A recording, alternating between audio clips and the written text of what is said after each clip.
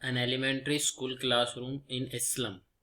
Second poem written by Stephen Spender.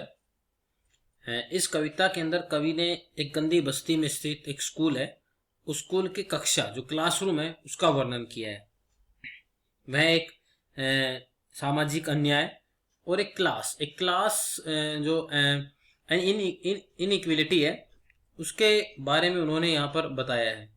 Class जो है उसके कमरे हैं, उसमें गरीब बच्चे पीले पड़ रहे हैं, मतलब दिखाई दे रहे हैं, कमजोर दिखाई दे रहे हैं। उनके बाल बिना जोड़ों वाले खरपतवार की तरह, टूटे फूटे घरों के अंदर गंदे संसार से वो संबंध रखते हैं। उनका भविष्य है it was totally in the dark, बिल्कुल उनका फ्यूचर है, their future is dark, but amidst them there are a few who dream of an escape into an open space. लेकिन वहां कुछ बच्चे ऐसे भी है जो बाहर के खुले संसार के अंदर वो जीना चाहते हैं, और जो कवि है वो उन्हें ताजी और खुली हवा में सांस लेने के लिए प्रेरित करता है, और केवल स्वस्थ बच्चे ही ऊंचे सपने ले सकते हैं और एक इतिहास है वो बना सकते हैं। Before you read, I have you ever visited or seen an elementary school in a slum. बताए क्या आपने कभी या तो यात्रा की हो या देखा हो जो प्राथमिक पाठशाला होती है। स्लम मतलब होता है गंदी बस्तियों के अंदर। What does it look like, ये कैसी दिखाई देती है। Far far from the gusty waves, far far from the gusty waves, these children's face like rootless weeds, their hair torn like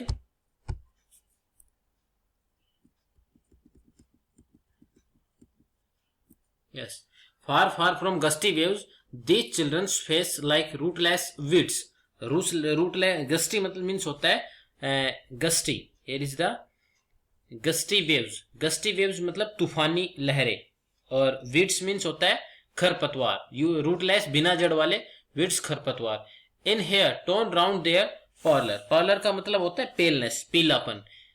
the girl tall girl with her weight down means होता है bend, झुका हुआ। The paper seeming boy, paper seeming मतलब thin, पतला। With red eye, चूहे जैसी आंखें। The stern means होता है असामान्य विकास, उनका जो डेवलपमेंट है वो रुका हुआ है। अनलकी हियर, ट्विस्ट मतलब टेढ़ी मेढ़ी। रिसाइटिंग मीन्स होता है कहना, अटर, बोलना। ए फादर्स गैंड्रेल मतलब होता है गठियाग्रस्त, डिसीज बीमारी। His lesson from his desk at back of the dim class, one unnoted, अनदेखा। Sweet and young, his eyes live in a dream of squirrel game in tree room other than this. Take far from the gusty waves these children's face, तय की तूफानी लहरों से दूर इन बच्चों के चेहरे वो कैसे हो गए, रंगीन हो गए हैं, और उनके पीले चेहरों के ऊपर जो बाल है वो बिखरे हुए हैं।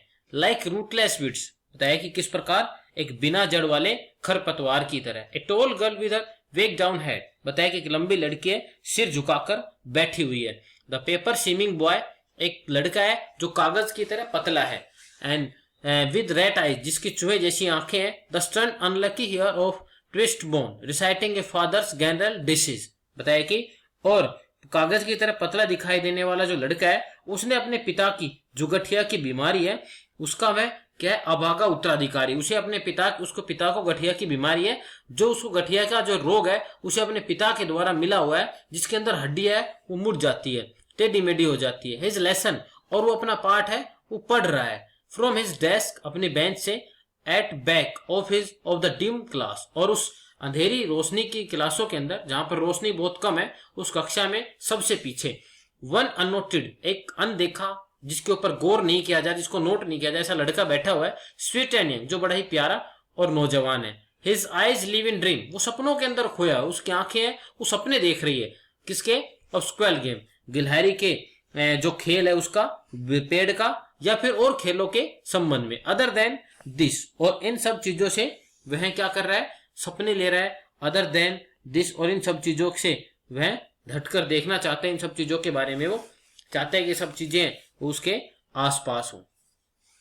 On shore cream walls donations, Shakespeare said cloudless at dawn, cloudless at dawn, cloudless मतलब बादलों, right, at dawn. Civilize dome, dome means होता है ग्लोब, गुम्बद। Riding all cities, bell, bell मतलब घंटियों से भरी हुई, जहां पर बहुत सारी घंटियां विद बेल्स अटैच, घंटियां सहित। Flowery, Tracy valley, open handed map awarding the world its world, and yet for these children this window not this map their world where all their future painted with fog on shore cream wall. Shore means होता है जो faded, जो fade हुई, मतलब जो रंग उतर गया, जिनका रंग है वो उड़ गया है, उन रंग क्रीम रंग की जो दीवारें हैं उनके ऊपर दान देने वालों के लोगों की सूची लगी हुई है। और शेक्सपियर हेड, और शेक्सपियर के सिर का चित्र, मतलब उसका जो सिर है उसका चित्र दीवार पर लगा हुआ है। और ए cloudless at don civilised dome riding all cities, और बताया गया कि एक सभ्य गुंबद है जिसने सभी शहरों की यात्रा की है। और इसके अलावा बेल फ्लोवरी ट्रेसी वैली, और बताया कि एक बेल घंटियों से भरी हुई जिसके अंदर बहुत सारी घंटियां है और सुंदर फूल है, उसकी जो टायरली जो वैली है वो भी वहां पर दिखाई दे रही है। Open handed map awarding the world its world, बताए ओपन हैंडेड, बिना स्केल के, ओपन हैंडेड मीन्स होता है बिना स्केल के जो बनाया गया मानचित्र है, वहां पर संसार का जो मानचित्र है वो दिखाया गया। एंड येट, और फिर भी, for these children these Windows note this map their world, बताया कि फिर भी इन बच्चों के लिए ये मानचित्र वाला जो संसार है ये नहीं है, ये खिड़कियां ही उनका संसार है। मतलब जो खिड़कियों से बाहर वो सपने देख रहे हैं वो ही उनका संसार है। ये जो मैप के अंदर संसार दिखाया गया है ये उनके लिए संसार नहीं है। मीन्स खिड़कियों से बाहर जो स्लम है वो ही इनका संसार है। खिड़कियों के अंदर जो मैप के ऊपर जो चीजें बनाई गई है अमीर लोगों के द्वारा, वो ऐसी ऐसी चीजें बनाई गई जिनको केवल सुंदर चीजें हैं जो मैप के ऊपर दिखाई गई है। वे all their future painted with fog, जहां पर उनका पूरा भविष्य है वो धुंधला कर दिया गया, मतलब एकदम फोग से रंग दिया गया। A narrow street scale sealed in with a lead sky far far from rivers, capes, capes मतलब होता है चोटियां, एंड स्टार्स ऑफ वर्ल्ड, और एक पतली गली जो लेड से भरे आकाश से ढकी हुई है, जो नदियों, चोटियों और तारों से दूर है। Surely Shakespeare is wicked, wicked means होता है बुरा, विक्ट मीन्स बुरा। The map a bad example with ships and sun and love, tempting, tempting मतलब ललचाना, them to steal for lives that slyly, slyly मतलब स्लोली, धीरे धीरे, चुपके चुपके से। Turn in their cramped hole, cramp मतलब तंग, होल मतलब घर, बिल। From fog to endless night on their slag, slag का मतलब होता है कूड़े का ढेर, हीप मतलब ढेर। These children wear skin, peep, peep मतलब झांकना, through by bone and spectacles of steel with mended glasses, mended मतलब घिसे हुए, like bottle bits on stone, all their time and space are foggy slum, so blot means दाग, धब्बा, धब्बा बन जाना, एंड कलंक बन जाना, ब्लोट मतलब कलंक। This map with the slums as big as doom, doom मतलब विनाश, रुइन, बर्बाद होना। श्योरली शेक्सपियर इज विक्ट, बताया कि निश्चित ही शेक्सपियर है वो एक खराब उदाहरण है। मैप ए बैड एग्जाम्पल, और मानचित्र बुरे उदाहरण। शेक्सपियर और जो मानचित्र है ये दोनों ही इन लोगों के लिए बुरे उदाहरण है। With ships and sun and love tempting them to still, और बताया कि जिनमें जहाज और सूर्य और प्यार दिखाया गया है, और जो कि उनको जीवन को चोरी करने के लिए प्रेरित करते हैं। फॉर लिव्स, और उस जीवन को, that slyly turn in their cramped hole, जो धीरे धीरे उस जीवन को, जो धीरे धीरे उनके तंग बिलों मतलब घरों को कहां पर लेकर जा रही है, to the from the fog to the endless night, धुंध से कभी न खत्म होने वाले रात में बदल जाते हैं। धीरे धीरे वही लोग क्या करते हैं, उनकी जो जिंदगी है उस जीवन को जो उन्हें चोरी करने के लिए प्रेरित करते हैं, वही जीवन धीरे धीरे उन तंग बिलों की तरफ, तंग बिल मतलब स्लम एरिया की तरफ उनका जीवन बढ़ रहा है। फ्रॉम फोग, अभी तो धुंध है, मतलब ऊपर धुंधला धुंधला उनका दिखाया गया चेहरा या उनके जो स्लम्स है, परंतु धीरे धीरे परमानेंटली वो क्या हो जाएंगे, वो उसी तरह के संसार में रहना शुरू कर देंगे। On their slag heap these children wear skin peep through by bones and spectacles of steel with mended glass, और बताया कि इन बच्चों के शरीर के ऊपर जो मतलब कचरे के ढेर में बदल चुका है, जो उनका शरीर है बिल्कुल एकदम गंदा हो गया है, और बिल्कुल उनके ऊपर एक पतली सी त्वचा है, और जिसमें से हड्डी है वो बाहर झांकती हुई नजर आती है। And spectacles of steel with mended glasses, और बताया कि लोहे के फ्रेम व पुराने ग्लास के चश्मे पहने हुए हैं। Like the bottle bites on stone, all of their time and space are foggy slum, और बताया कि जो ऐसे लगते हैं कि मानो पत्थर के ऊपर कांच के टुकड़े पड़े हुए, मतलब वो इतने पतले हैं कि जो चश्मा पहन रखे उसकी जो नजर है वो ज्यादा है, मतलब चश्मा अधिक दिखाई देती है बजाय उन बच्चों के।